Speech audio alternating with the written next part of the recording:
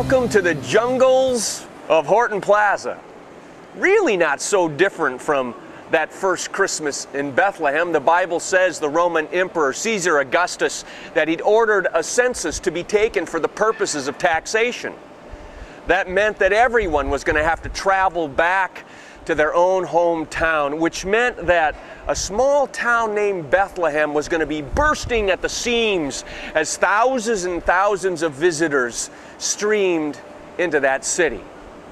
Which meant that Bethlehem was experiencing probably what San Diego is experiencing this time of year, that the Motel 6s and the Shalom Inns are all filled to capacity.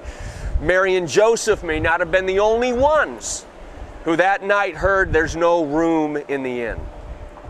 But there were all these different kinds of people rubbing shoulders and rubbing hearts among merchants and stores, just like the people here this afternoon.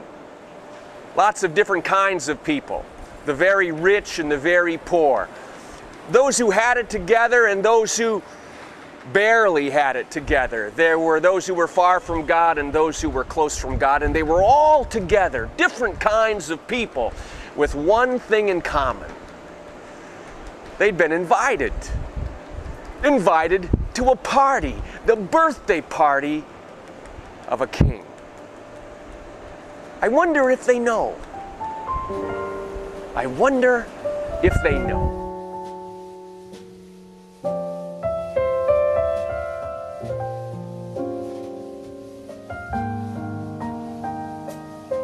Well, how would you respond to the question, what's the season mean to you? Well, when I was younger, it used to mean gifts and fun and family and toys. But as I got older, it meant traffic, debt, money, and presents. It means like total exhaustion and stress.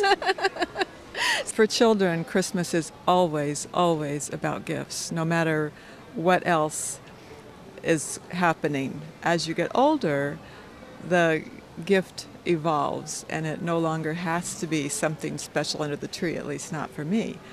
It evolves into that warm feeling you get from being with family and friends.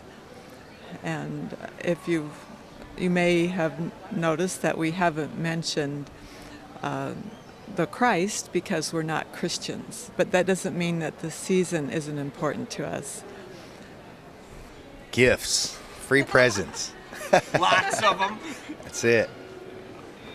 I don't like the whole having to give gifts and get gifts and, you know. Well, how does that work out when you like getting them and you don't like giving them?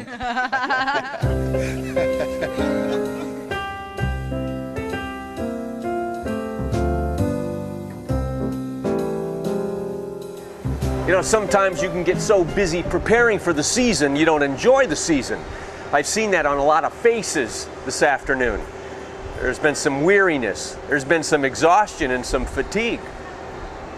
But usually there's a gift that can slow us down enough to get us in touch with the season. Usually there's one present under the tree every year that touches our heart and slows us down and helps us connect with the season. I remember 84-year-old Grace Murphy when she spent most of the year crocheting the first blankie for our daughter.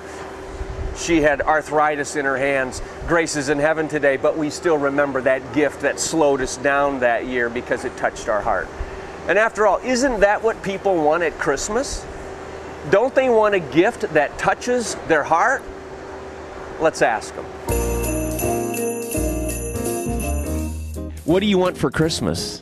Me? Too much. Maybe a new car. Big diamond ring. Peace. Peace on earth. Trip. Somewhere, anywhere, fun.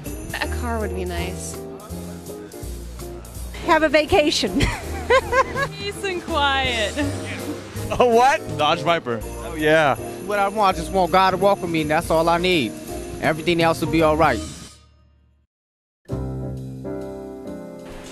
Boy, I hope they get what they want for Christmas this year.